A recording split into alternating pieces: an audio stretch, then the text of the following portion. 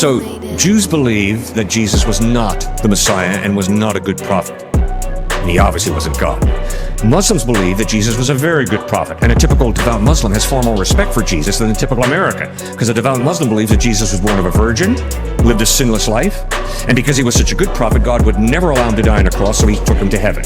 So the cross and the resurrection are wiped out, but a devout Muslim believes that Jesus is going to return a second time.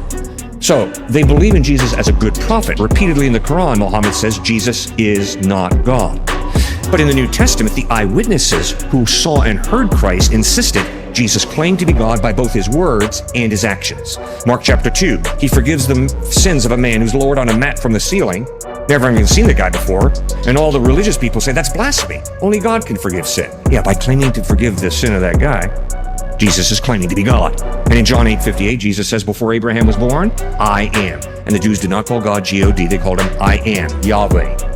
And Jesus very intentionally took the name of the eternal pre-existent God, applied it to himself, and they picked up stones to stone him for blasphemy. So, you see, the basic issue is, who is Jesus? And Judaism, Islam, and Christianity disagree. Now, here's my problem with Islam. I have a lot of respect for the fact that one of the 5 pillars of Islam is give alms to the poor. I respect that. Obviously, Jesus taught that. I appreciate that Muhammad had a very high view of Jesus as a good prophet.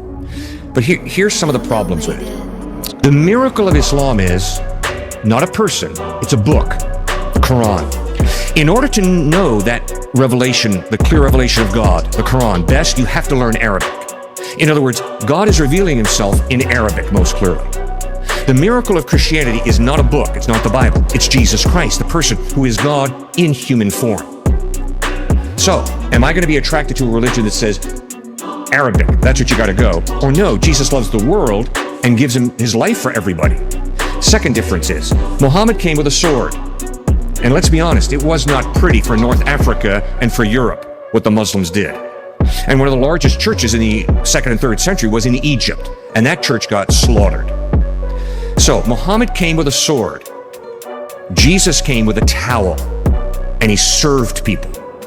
And I am convinced that the reason that more people are followers of Christ than any other religion is because of his love, his serving, as well as his truth that he outlined very, very clearly. So those are 2 of the reasons that I think it's very difficult to be intellectually honest and to go down the path of Islam, because there are some real contradictions. The third one is this. Muhammad was born in 570 AD, lived till about 632 AD. So obviously he never met Jesus. He insisted that Jesus never claimed to be God. Sorry, the eyewitnesses who saw Jesus, who heard Jesus,